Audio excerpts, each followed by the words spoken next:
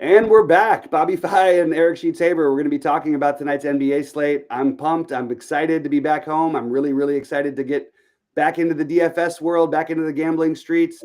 Appreciate everybody who's been tuning in. Sorry, maybe hasn't been the best content. I haven't even been able to share my screen because I've been all over the place.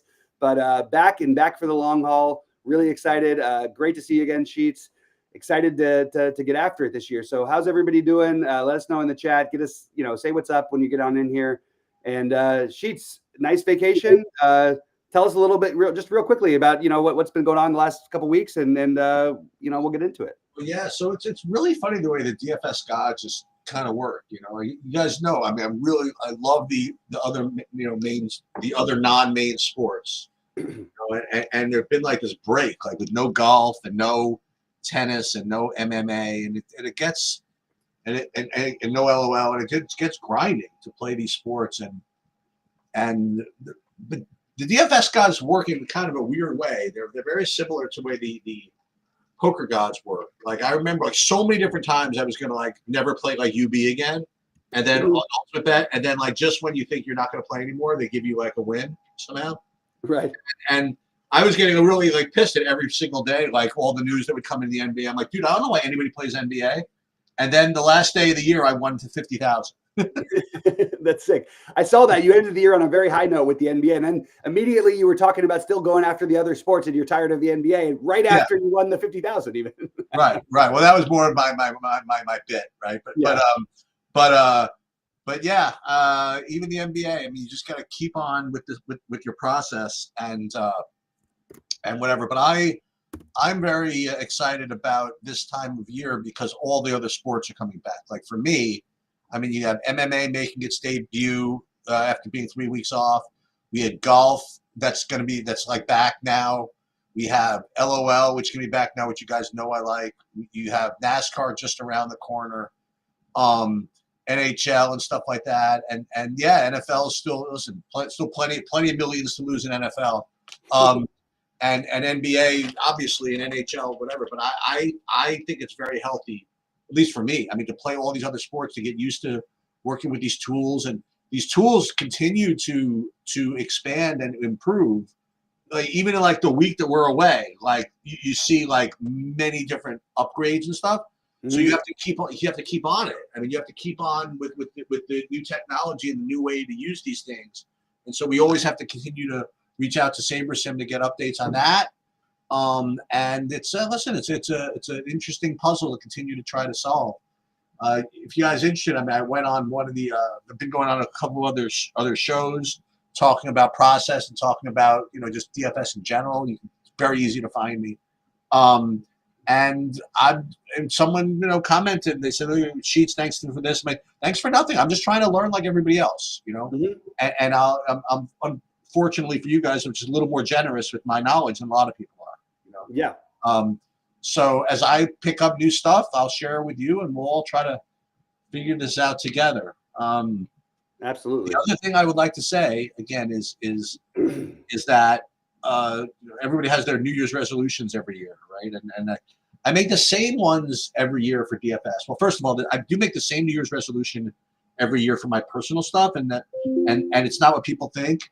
My New Year's resolution I always make every year is that I'm finally going to like get a handle on all my freaking subscriptions that I subscribe to, mm-hmm. and my auto charges on my credit cards and PayPal's, and figure out what the hell I have, what I don't need, what I have like 3 different subscriptions for under the same email account, whatever it is. And every year I try to push myself to do that, and I always fail, but I'm going to try.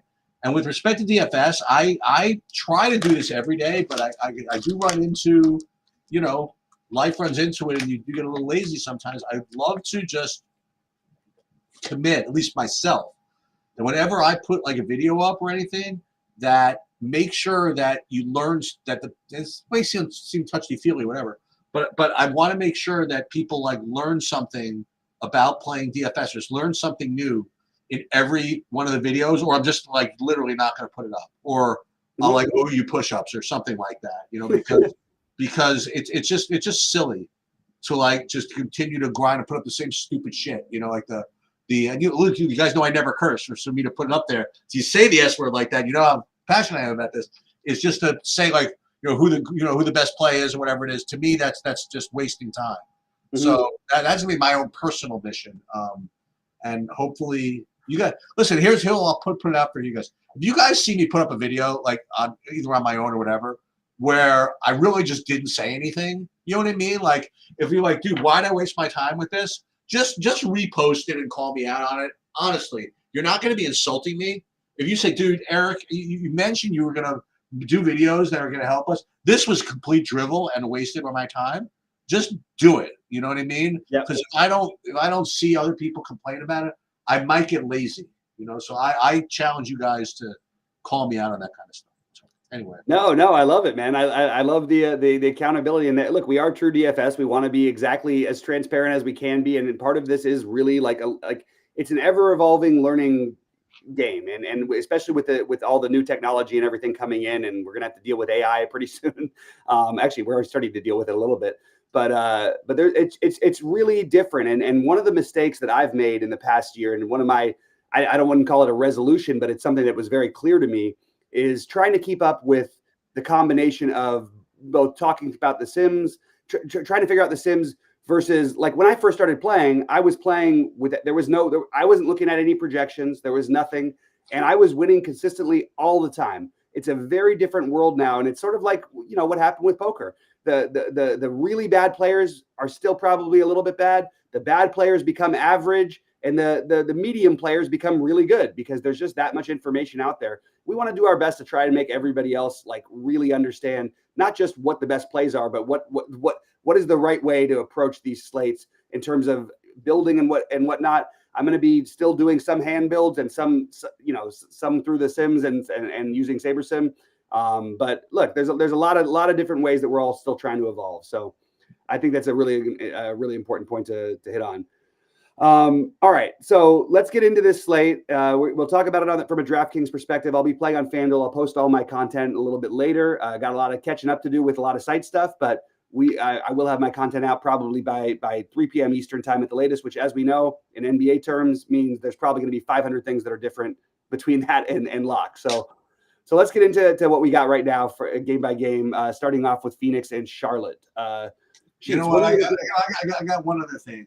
So yeah. I'm gonna also make a promise to you. I'm gonna make it openly. People are not gonna like this, but I have to do it. Okay.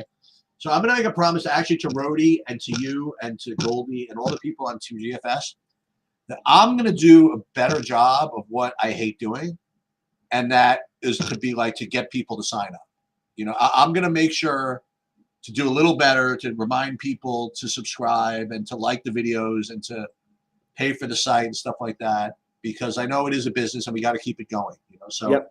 I'm gonna try to do better to be, and it'll be a trade-off. I'll make sure that that I give you a lot of good content, but I also have to put some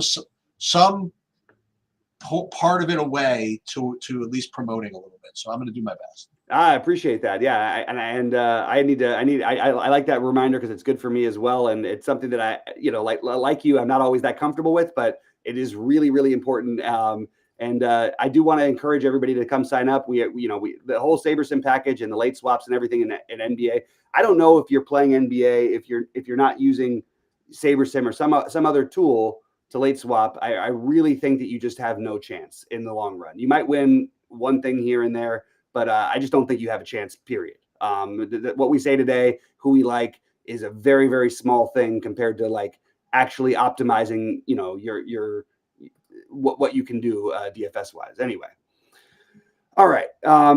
Travis is saying who was our hockey guy, and I'm just going to lead that in. We're going to have Adam Perry doing a lot more videos with us, and Adam Perry is awesome with the hockey. He's also going to be covering a lot of the quote unquote other sports with us. So we're really, really stoked to have him aboard for all that stuff as well. So thanks for saying that, Travis. We're going to have him on a lot more. We definitely will make sure to do that.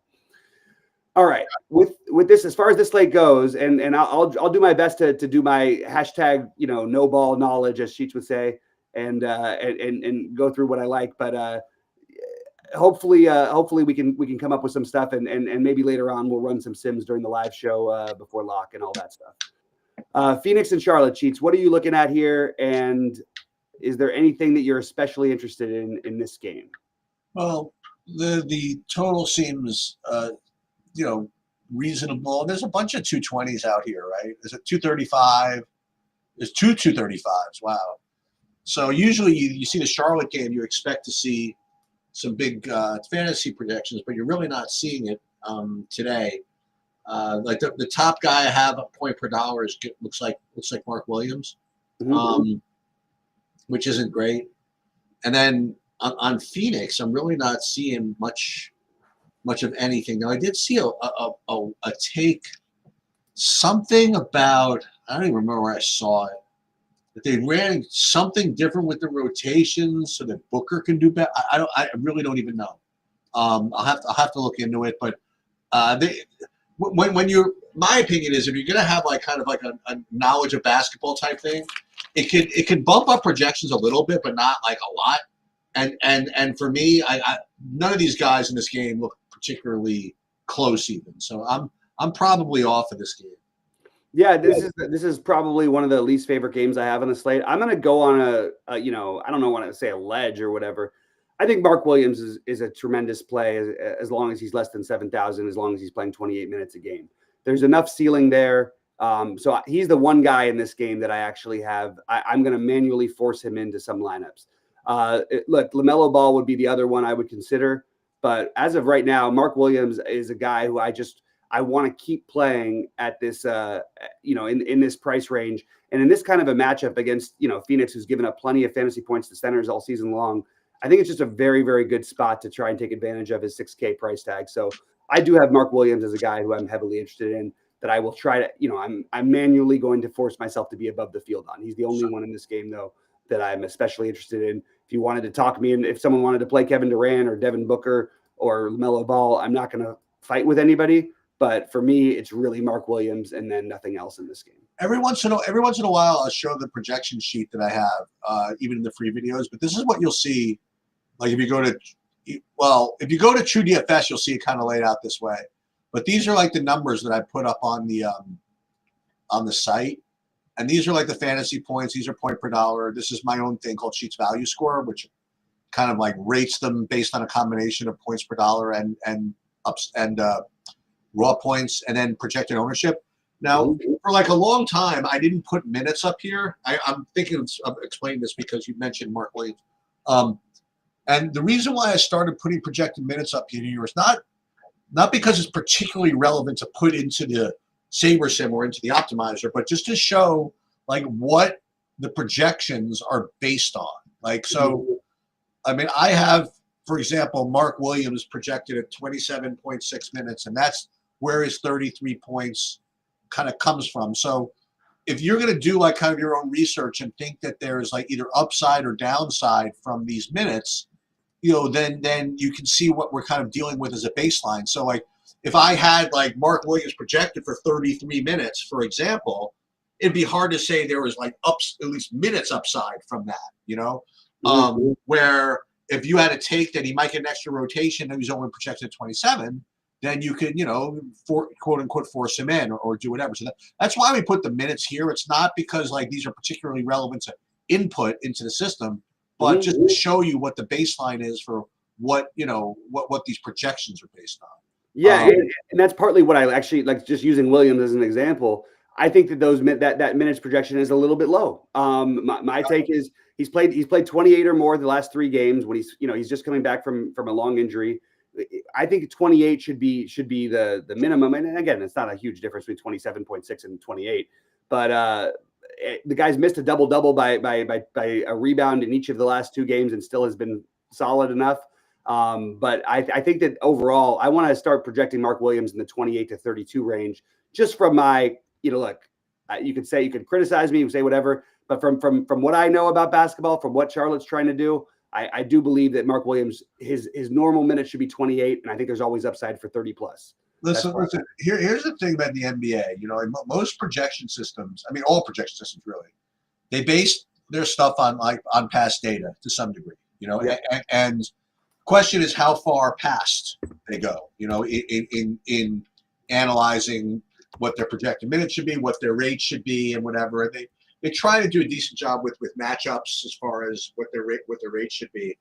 And if you're going to like override projections, either breaking ties or whatever, I mean, there are people that could do it, like Bobby, and like there are a lot of people that could do the work as far as NBA goes. Like what's his name, who doesn't play anymore, but the Petty Theft, he would do like his own stuff. He thought that he could project minutes like better than the projection systems, and he could either do that based on his knowledge of rotations, with watching all the games or whatever, and he could also, and Utica does this as well. They watch so much basketball, they could say, you know what, there's something wrong with the rates in this particular matchup because Devin Booker can't be guarded by whoever the hell he's supposed to guard or whatever it is, right? Or based on what they've seen. So you can get like edge that way, and there are two. I mean, listen, if you're going to do that, remember how do you get edge in the NBA and projections? Either you could do better with minutes or like rates, right? So that's the only thing that creates points, right? Like your rates times your minutes. So if you have a feeling, if you have knowledge that or a sense that a guy's going to play more, then that's going to up projections because you're projecting 4 minutes. Or if you think that the matchup's better than people think, or the game is going to run through Sabonis or Sengun or something like, or even if you see like it's starting to happen, and that's why like when we get to the NBA playoffs, for example, that's when Bobby really gets in there because he'll see something like in the first game that people hadn't seen yet, and the once you make one adjustment, that's working, then they'll just keep doing it, and yet the projection systems will go back to all this past data, right, and not really catch up. And this has to do with like rates and stuff. Like if you were playing, I use Sengun as an example. Let's say all of a sudden, and I remember they did this with Sabonis. If all of a sudden, like you start seeing that they start to run more stuff, like where the offense is running through a guy where it used to be some other scheme, it's going to take projection systems weeks sometimes to catch up to that. Where right. if you get ahead of that, even with like 1 or 2 samples, I mean that could definitely give you a big edge. So I hate to listen. I'm usually the doomsayer, the way that just listen. Don't be a pain in the ass. Use the projections, run the sims. Don't be a whatever. But when it comes to the NBA, if you're willing to put in the work, you could certainly get a pretty big edge with that kind of stuff. So figured I would throw that out there. Absolutely. No, I think it's a great point. We'll get to the second game by 12:30. That sounds okay. All right. So Houston against Washington. Boy, oh boy, the Wizards really have gone to the dogs, haven't they? They're a 14-point underdog at home, huh? They are arguably the worst team in the NBA, and the weird part is they aren't even like it's not even an intentional tank. It's just who they are. They're just bad. I'm going to tell you who the worst team in the NBA. Who's the worst team in the NBA? Okay, now I can't. I don't even know what their record is, and they probably are better than I think they are. Whatever, but I've had to sweat them or anti-sweat them 3 times in the last like couple of weeks or whatever, and the Portland Trailblazers are just the worst. They are the worst. They're just the freaking worst, and they make just terrible decisions up and down the court. They're just the stone worst. Yep. I don't know if they actually have a bad record, but they certainly look like the worst. Yep. No, they're terrible. That's accurate. So I have right now Ahmed Thompson for Houston. Boy, oh boy, he has a 6x projection at 6,600. Like that's really hard to do. Mm-hmm. I mean, I guess he's really been doing it. I haven't been following. No Tari Eason, no Jabari Smith. Okay. Yeah. There you go. Okay. Yeah. So he looks like super strong and super popular. Aside from that, like nothing is standing out to me. Well, you know what? The aforementioned Sengun, 9,300. Not the greatest price in the world. And you know what? It can be tilting, by the way. You want to talk about finding stuff when you're watching the games. He gets just offense for defense subbed out down the stretch every game.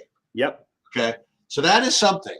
Not affected that much because it'll take some defensive rebounds away in close games. That's for sure. Mm-hmm. And in non-stoppage of play, that can hurt your minutes down the stretch. So that is something to consider. But and I'm used to playing him at under 9K. But he certainly looks reasonable today. Now, but the thing I'm not getting is any Washington. Yeah, I have Amon Thompson's going to be popular, and I probably will be over the field on that play. If you're not going to play Amon Thompson, I do think you should be playing Cam Whitmore. Cam Whitmore is the problem with Houston is they actually have in some ways too much talent, but because a couple guys are out, we can certainly speculate on this. Cam Whitmore is a very good point per minute player. His minutes are going to fluctuate. He's going to play more in blowouts, and this game has blowout potential for sure. Houston's one of the better teams in the NBA. I mean, it wasn't long ago we were talking about Houston as one of the worst teams in the NBA. They're one of the best teams in the NBA right now. And I think Cam Whitmore could benefit from a potential blowout. So I'd like to be overweight Cam Whitmore as well as Amon Thompson. Maybe not together, but I do think that both of those guys are very strong, especially Amon Thompson. Fred VanVleet, I think, is reasonable, but I kind of want to be underweight a little bit that stuff. If there was one guy who, it feels like a Jalen Green type of game to me.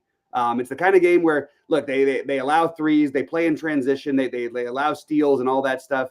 Jalen Green could have himself a nice day here. I'm currently not getting to much when I ran the early builds and sims and all that stuff, but Amon Thompson is the only one I'm really, really, really high on.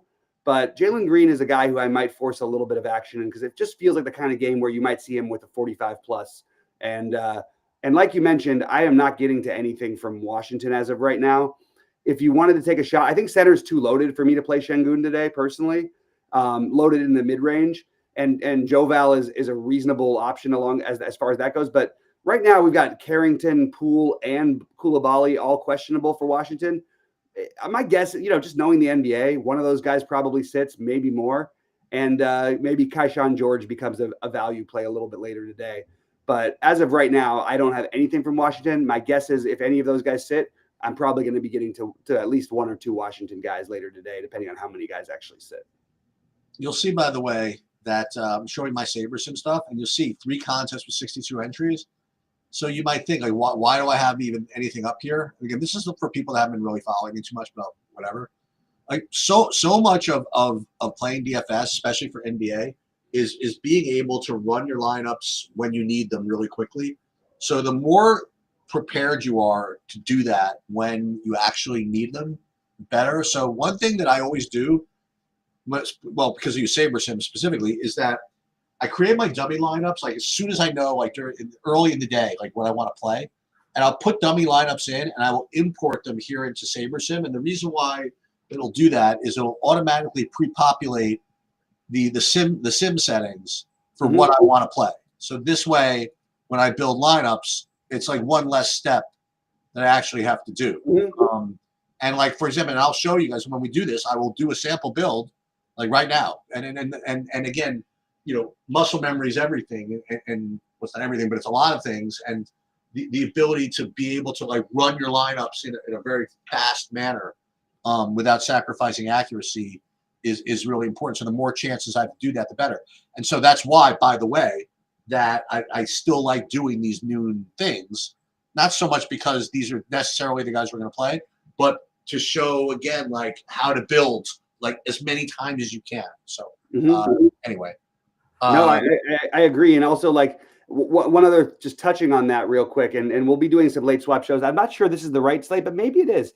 I want to start doing some late swap shows. Look at all these 10 o'clock games. No, absolutely. It just depends on, I guess how you're building. I think there's going to be some, yeah, you're right. I think maybe it is. But I do want to point out that you mention this all the time. Just because you have the info, you still like your lineup and you're off to a good start or whatever it is, take into account that SaberSim is accounting for the ownership for each game. So even if it's just a 30-minute delay, and if it's a slate where it's only a 1 hour difference between the first game and the last game, it's really important still to utilize the late swap feature, just because you have those ownerships figured out, and it's going to optimize your lineups factoring in those ownerships, which are always going to be a little bit different than what the field projects before the game start. So I just want to throw that out there. I'll say something else. And this I'm going to say this a bunch this year. And right now it's buried in the 38th minute of a Tuesday slate or whatever. I could do a whole video on this. If there were an actual perfect playing DFS computer, right? That existed, that could really automate the entire process and do it properly, What it would be doing, okay, is literally like every second of the game, okay, of the slate, once it had new information, be reshuffling all of the lineups with that information. Now we don't have that, right? But at the very least, what we do have now is the capability of, at least running some late swaps at some point. So if you can run one here at 725, and then here at 755, and then here at 855, and then here at 955, then you are getting yourself an advantage, presuming, of course, that the information is at least somewhat reasonable. Right. But listen, as long as the ownership is, if the ownership is locked in and we know what it is, and we trust our tools to factor that in an intelligent way, then you're getting an edge by doing that. Is that easy? No. That's why the NBA is tough. That's why all these late swap sports are tough, because it requires a time commitment that, quite honestly, nobody's particularly equipped to handle. But the people that can just have that kind of edge. Yep, absolutely. Totally agree with all of that. Same page. Should we jump over to the Lakers in Dallas here? Yes. Let's see. Okay. What if anything are you looking at? Because I've got a couple takes here that I want to get into. Yeah, sure. I mean, I got AD. It's a good play, I guess. And then I have. Oh, I know what I have. So I have Derek Lively as the top point per dollar play on the slate. Yeah. Right now, at least at 6.4x. I have him projected pretty high ownership as well.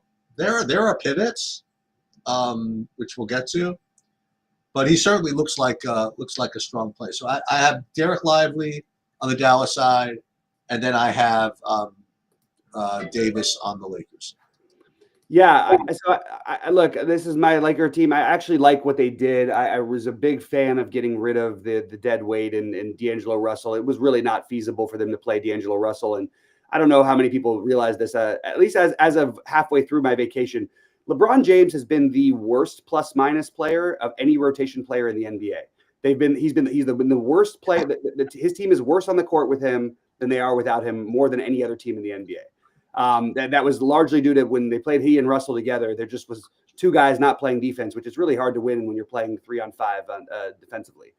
But what it's done is Austin Reeves is playing every single minute he can handle and then some. He's become a New York Knick. It's like he's got the Thibodeau rules. He's playing 40 freaking minutes every night. Yep. I think Austin Reeves is like a cash game play that's not being treated like a cash game play. That's interesting. Now, the results are not really varying. They're not showing it as much.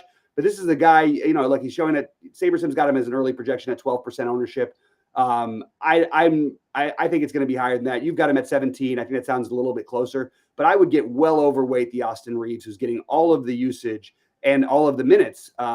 Even with Davis and LeBron, there still needs to be another secondary shot creator behind LeBron and AD. I say secondary because those guys are not going to be on the court every minute. So I like Austin Reeves, and because of the minutes, and they've really given Max Christie a chance.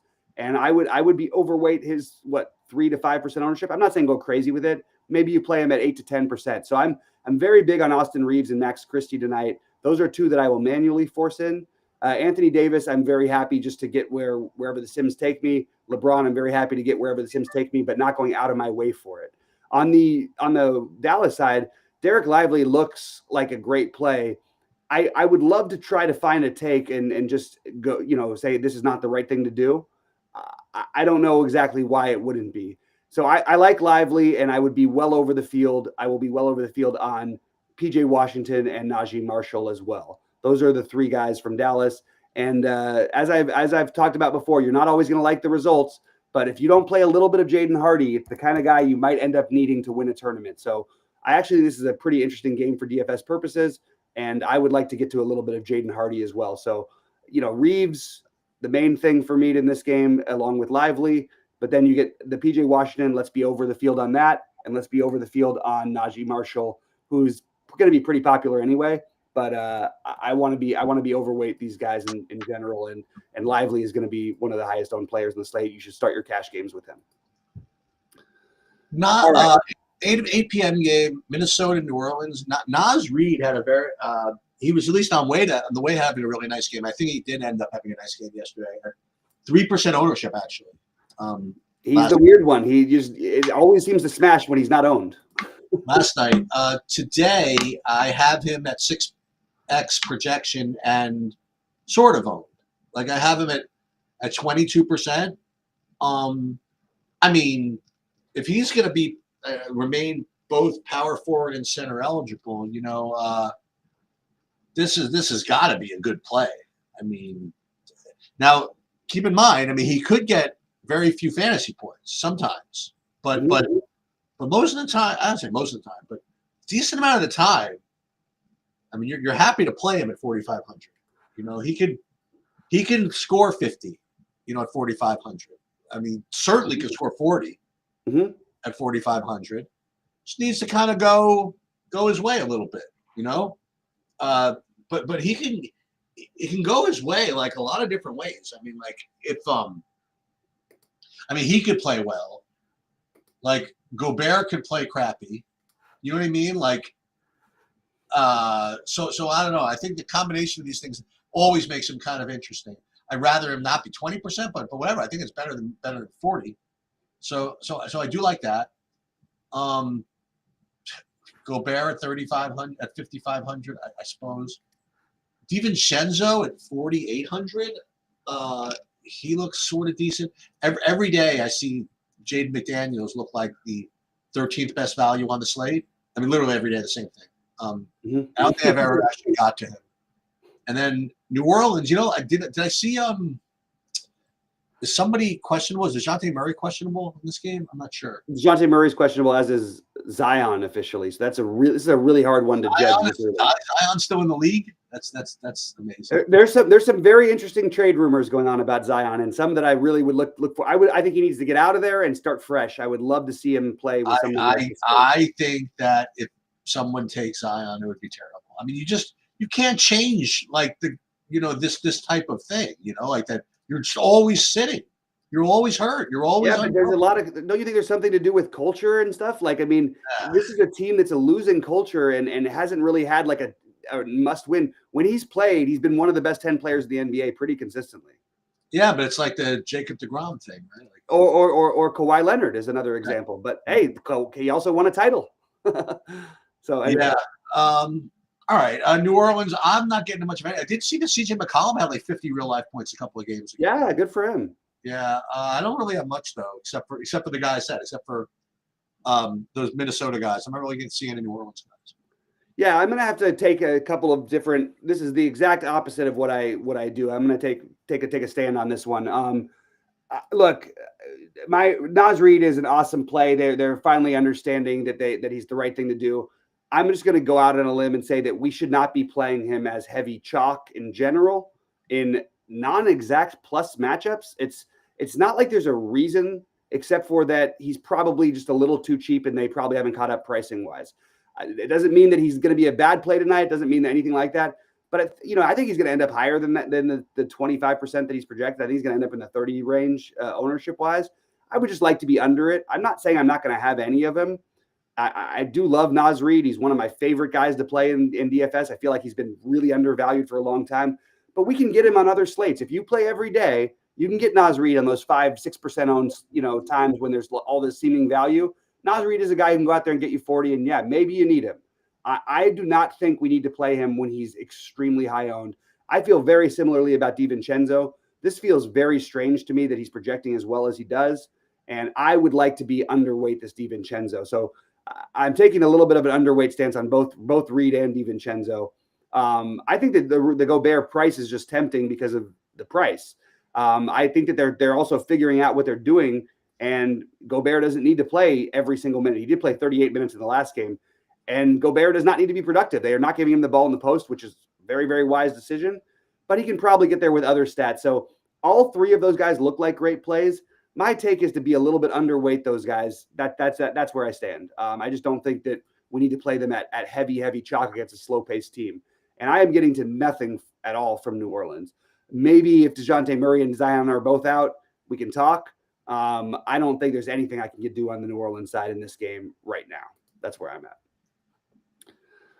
All right, and then we've got this. This is a good late swap. I think I'm going to go late tonight and do a little late swap show just to get it going. People really enjoyed it when we did it a couple times for football. I've done it a couple times for the NBA. I'm going to do a late swap show today because I think it's the right. I think you pointed out. I think it is the right kind of slate to do that. So, Atlanta and Utah, Sheets. What's standing out to you? I got a lot. Of funky plays here. The obvious looking one I have is on the Utah side, and that's Colin Sexton at 6K. And he's getting owned pretty hard, to say the least. For what it's worth, I don't think he's going to be at. I have him at 37% ownership. For whatever reason, I just don't think he's going to be that high. But whatever, 30, he's going to be popular. He has to be. But you have Larry Markin remaining questionable, which may or may not be why this other guy is showing up. So I'm getting like a good projection on Bryce Sensabaugh, like almost 6x on him at 24% ownership. Then I'm getting almost a 6x projection on a guy I've never heard of, like Isaiah Collier at 4,200 at point guard only. Lowry himself looks like okay, I guess, but those other guys look like to be good values. Then out of Atlanta, I mentioned some pivots or whatever. He's not just really a pivot off of Reed because he's not power forward eligible, but see, I'm getting a Kongwu at like almost 6x at 4,600. And I'm looking at his minutes projection. I have him projected at 23 and a half minutes. He's got to be able to play more than that. If things go his way, I don't know. So I don't know. He looks decent. And then I'm getting like a $3,200 Vit Krejci at almost 6x. I don't know what's going on here today. My projections are being very, very accommodating and generous today. Yeah, it's an interesting one because you do have a number of Kobe Buffkin, Jalen Johnson, Larry Nance, all out for Atlanta. The main one being Jalen Johnson, obviously. And look, the Sims are giving me 1,000,000% of Trae Young. I think Trae Young. I have no issue with that. Without Jalen Johnson, he is the shot creator. Now the question is, what else happens for them? The one who's not getting the ownership, and I think this is the spot to take advantage of it and take a gamble. And look, we know there's going to be a wide range of outcomes for certain guys. We want to embrace it, though, with guys like, assuming that he plays, and I think he's going to play. Bogdanovic's minutes and production have been kind of down. I think without Jalen Johnson, we can start to see some sort of an uptick. Now, he's had some chances without Jalen Johnson and hasn't really paid off, but it hasn't had that many chances. I think Bogdanovich is a really good, sneaky, large field play today. You could make the same case for Krejci, but I'm leaning a little bit on the Bogdanovich side. They made DeAndre Hunter so expensive. He's been great this year. I don't think I can get to that. But I with the Okongwu and Capella, I wish they would just sort of give. They literally are just splitting these guys minutes. Without Jalen Johnson, maybe they will play both. Maybe they could cross paths tonight a little bit. So the main ones for me are going to be Trae Young and Okongwu. But I think Bogdanovich and Krejci are both very, very live for tournament darts to take a shot at that I would want to be overweight on. On the Utah side, again, you have a lot of things looking good in Utah. You know my feelings about that. I do not feel like we should be playing overweight, Utah in general. The Sims are giving me 75% Colin Sexton. I'm going to pass when that happens. I just don't think it's the right thing to do. So I would rather get some Johnny Zhuzhang exposure. And if Markkanen's out, and if Sensabaugh, who by the way looks good, is out, then we have a different conversation. But I just don't love when we play the chalk Utah guys. It doesn't feel right to me, and I would like to be underweight basically all of these Utah guys, with the exception of potentially Johnny Zhuzhang and Walker Kessler. Those are the guys I would sort of take some shots on. But with Sensabaugh and Markkanen questionable, it's hard to analyze that one. We won't know until later. Another argument for maybe late swapping, but in general, the rule of thumb that's usually good. Try to be underweight when the 7 guys show up for Utah. Try to be underweight that situation because they might play 15 guys and they aren't playing for anything except for draft picks. Again, no. If you have a take like that, the way I would do that again is not put in the the max exposure of say Colin Sexton. Let's say you wanted to play maximum 30 or whatever. To not put it in beforehand. So like build your lineups first, and then and then put it in afterwards. At least you know what you're getting yourself into. Like at least you know what if you say I want max, let's say I wanted max 10% Colin Sexton or whatever, and I put him in and I got my 10% and I put my lineups in. Okay, fine. But if I ran it without that exposure, if I was going to get 100 of him, then I would probably think before reducing it to 10. There'd probably be a reason why I'd be getting 100. So that's why I like to run it kind of without restrictions first. Sure. The other thing is that I guess this is more of a no ball, just kind of like lamenting the situation question for you, very rhetorically. For all the money we made, both actual and figuratively, playing Bogdan Bogdanovic when he was in Sacramento, have we made a cent playing with him in Atlanta? I mean, has he scored over 10 fantasy points? So interestingly enough, I actually won 2 tournaments, but they were both playoff games. Both I won 2 tournaments in the same playoff stretch that when they made the conference finals by playing the overweight Bogdanovic role. Now it's a little different with Jalen Johnson has taken away all of the.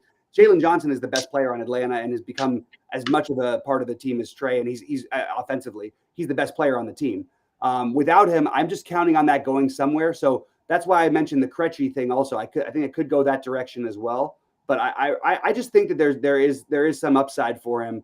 It's been hard because but Trae's different this year. Trae is not taking 50 shots a game. So I just want to take some gambling. But you're right. We did nail him a bunch of times in Sacramento, and it hasn't felt nearly as fruitful since he's been in Atlanta. That's for sure.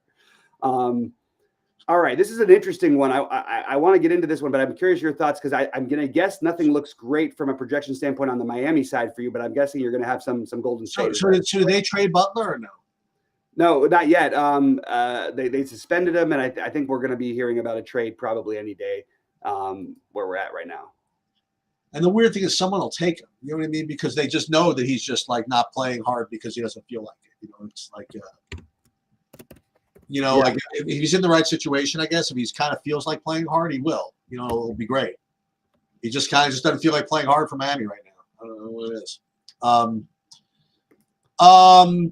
is. He's gone through. I want to just defend him just on a personal note. He got a lot of criticism last year, and his father died towards the end of the year. He's the closest person in his life. And he took some time off, and Pat Riley to come out, and I love Pat Riley more than anything. He's one of my favorite NBA people. But to come out and criticize him for not playing games in a year where his father died and he had a real emotional breakdown, I just feel like was a little bit out of it was off base in my opinion. And because of that, that's why I think Jimmy Butler is where he is right now. That's my personal take. Sorry, we can get back to actual basketball. That was it. So Miami, think I'm getting nothing. Let me just see. Yeah, I'm not really getting anything from Miami. Golden State, I was messing around with the with Trace Jackson Davis from time to time. I'm not really getting to him today. Wiggins, not really getting to so much of him today. Who else? Oh my God! What? Speaking of guys from Sacramento, Buddy Hield is 3,500. What has become of the Buddy Hield? Right. So I guess nothing from this game. I don't know. What do you like? Anything? I am taking a very hard stance that I think the projections are just wrong on Miami. I understand they made Bam very expensive. I like Bam tonight. Or he's 8,200, whatever. He's, I like him. There's no Jimmy Butler. We got to keep accounting for this. And look, maybe it feels chasey. Sure, say what you will. Jaime Jaquez had a triple-double in the last game and had 62 fantasy points and is projected at 25. I will absolutely take that gamble. I understand that not all situations are the same and all this stuff. I am willing to gamble on a guy like Jaquez at 5,200. So I want to be overweight Jaquez and I want to be overweight Terry Rozier. Am I the last person in the whole DFS world who likes Terry Rozier? Yeah, I think so. I think I might be. He played 41 minutes in the last game. I don't care if he shoots 2 for 18 or whatever the hell he's been shooting all year long. The guy's going to put up 30 most of the time here. let's play Terry Rozier. Let's play Jaime Jaquez. Let's play some Bam Adebayo. Let's be overweight these guys and underweight the Utah guys is my take. Now, look, it's not backfire. You're welcome to at me when I'm wrong later on today, but I think this is a mistake in these projections. I don't think they're accounting for nearly enough. I would like to play some Jaquez. I would like to play some Rozier. I would like to play some Bam. That's where I'm at. On the Golden State side, Buddy Hield. I don't know what to do with this one. It's gotten so cheap. It's really hard for me to argue against it, especially with Gary Payton, Podziemski, and Kuminga out. So I am probably going to eat the Buddy Hield chalk as of right now, which does not feel great. If you wanted to do something different at lower ownership, maybe play some Moses Moody at the same price. That's the way Buddy Hield doesn't get there, in my opinion. And I think Dennis Schroeder is very much in play. Draymond, it's giving me a ton of Draymond. I don't know that I need to do the Draymond thing. I like the Schroeder, I like the Hield, and I like the Moody angle. That's where I'm at currently. And I feel pretty good about that. I have a different take than what the field likes, at least so far today. And obviously injuries and everything's going to change that. But I really like the idea of getting overweight the Miami side. And I like the idea of playing the different Golden State guys that could be the guys instead of the, Buddy Hield's projected at 20% ownership. My guess is he ends up in the 30s. If Moses Moody ends up sub 10%, maybe we just do that. But really, I think Schroeder is the way that you could get the 40-point game from Schroeder at 5,300. That seems like the right thing to do to me. All right. Then we end up with a really good real-life game, Boston and Denver. Yeah, this could definitely be a preview of something, as I like to say. Absolutely.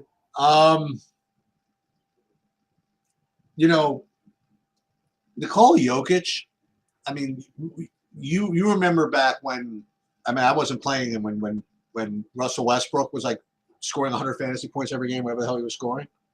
But I don't think I've ever seen a guy with literally like a 70-point floor, like every single game, like Jokic has. I mean, it's ridiculous. It seems really awful and scary to play a guy that's 12-5 against the Celtics. But there's like 100 guys that are under 5K, that at 6X. You could play them with like relative impunity, really, and take your 70 points. And I know it's Celtics this, Celtics that, but I don't know. You bring the Celtics to Denver, and I don't know. I don't want to do it, but I might. We'll see. As far as Boston guys, again, want to play Tatum, I guess. 10K, sure. You want to play both of those guys? No, probably not.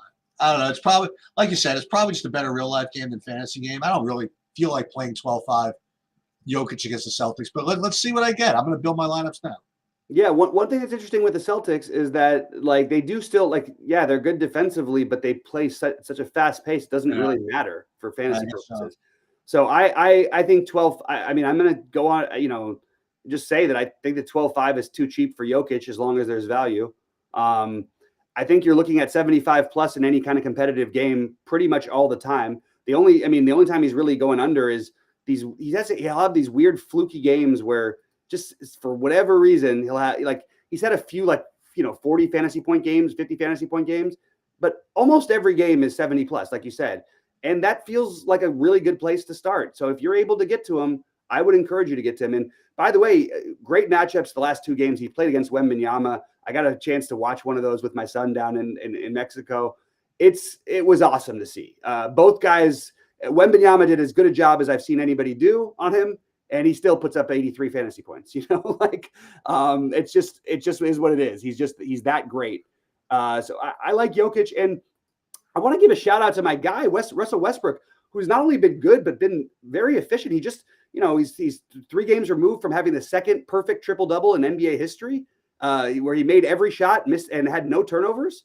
How about that for Russell Westbrook, who, the guy who everyone associates with, oh, he's a stat pad, or oh, he's this and that. I think Russell Westbrook is the real deal. And to be honest, Russell Westbrook has been much, much better as a player than Jamal Murray has been this year. So I'm into Westbrook a little bit tonight. I'm into the Jokic, more importantly, Jokic. Well, Russell Westbrook, sir, won me 50,000 a week ago. That's right. He was on that lineup. That's right. Absolutely. And I will tell you, call him stat patterns, call him what you want, but man, he had like it's not as if the game was a blowout really. Like it was like a 6-7 point game down the stretch, and he had like 8 rebounds and 8 assists with like 2 minutes to go or 2.5 minutes to go. Yeah, and goddamn, you knew he was going to get both of them. Yeah, but that was indeed the second ever perfect triple double in NBA history. That was that game. So you got him on literally the perfect night. He's not shooting too much anymore, but he's still a great assist guy. And the best is the announcers he had 9 rebounds. Okay, that was the last one. He had 9 rebounds, and it was a kind of a close game. Like towards the end, it was like a minute and a half to go. It was like 5 or 6. The announcers could care less about the game. They were like, okay, we got to get Russell Westbrook a rebound. So it's not like it's Russell Westbrook. Like the whole community is pissed and wants him to stat pad. And like he went and he got the rebound. They're like, yeah, let's go. And like it's like how it even impacted the game. They didn't even care. It was great. Yeah, absolutely. So I ran stuff just now without simming yet. And as you mentioned, I'm getting a whole bunch of this Trae Young. Before I even sim at like 80% of Trae Young, like 72% of Colin Sexton, and then Amin Thompson and Derek Lively, you'd imagine are the 2 highest ones. Now again, this is just building using Sabre Score here. So you remember before I saved in my contests the fields, so we could run the contest sims against them, and I would not expect to see that much of a difference. You never really do in the NBA. I see that much of a difference. I mean, you see a little difference, but not that much. So when we run the sims, it cools down a little bit, but yet still like 80% Thompson, 70% Sexton, 64% Lively, and then the aforementioned Isaiah Collier, and then Andrew Wiggins. I'm not really getting the Buddy Hield actually, which is interesting. That would be the other way that it would make sense. Like there's a number of guys for Golden State who are going to fill in that role, and I could see the Wiggins thing. I just personally prefer Schroeder. That's where I'm at. Like I'm getting 1% Buddy Hield. Okay. Yeah. I don't mind that. And so, here's a guy that we didn't talk about. I'm getting 27% of from that Washington game. I'm getting 27% of the Kyle Kuzma. He's going to try. Yeah, I'm wondering if something happened while we were on air that they announced something, because I think that can't be because I didn't change any projections. Oh, okay. Yeah, you're right. I'm still going with a 30-point projection or whatever. 30 points ain't going to do it, by the way. It's 6,000. But so this is what I'd be getting. And another thing you could do, like again, more down the stretch here, but you could just go more min uniques, like min uniques 2 maybe, until I like to use this median destination ROI as my guideline here. Mm-hmm. So now it actually dropped to 178. So for now, let's just keep it min uniques 2. Again, just something and again, all I did was I created something to save, right? So, and you can go to autofill. What this will do is it just organize it a different way for you. And then right here, I'll do save the contest. You'll see it build, and then each time I do this, it's just another example of me doing it. So like then when it actually matters, I know that I can bang it out in seconds. Yep. Because I have the confidence this is the right file, this is where it's going. Because I do a lot of these, I do this during the course of the day. My advice would be if you're in Mexico, do not try to do this, because that got me in trouble one night. One of my few nights that I played down there. Well, I mean, you gotta listen. I'm used. I know what I'm doing. You know what I mean? You gotta put in your lineups when you're in. Put in your lineups when you're in a legal state, and then make sure that you're logged off from everywhere. Right. Besides where you are, then you can log in from Mexico or wherever the hell you are. I was sort of making a joke because we were sailing and we have this thing which helps the internet much. It's much better than it's ever been, but it will go out from time to time. It's pretty rough. Business when that happens. A couple of questionables that again we went over a little bit. Anthony Davis is always questionable, so I don't think that's a big deal. Oh, he's probable. I have a Jalen Green questionable. Yep. For the Rockets. Sabah is an illness and he's a late questionable. Markkanen remains sensible. I'm just looking at the guys that I have. Trae is probably fraudulent. He's probable, right? Yep. Trey is probable. Who else? My exposures are probably. Now looks like pretty much it. So, but listen, as you like to say, I mean, these are stuff we know about. We'll know about the stuff that we don't know about. You know what I mean? We don't need. Right. But we'll have more.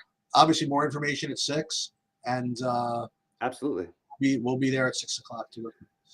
Sounds good. Looking forward to it. And I'm going to try and get a late show in today to do some late swapping before the late night games, which should be fun.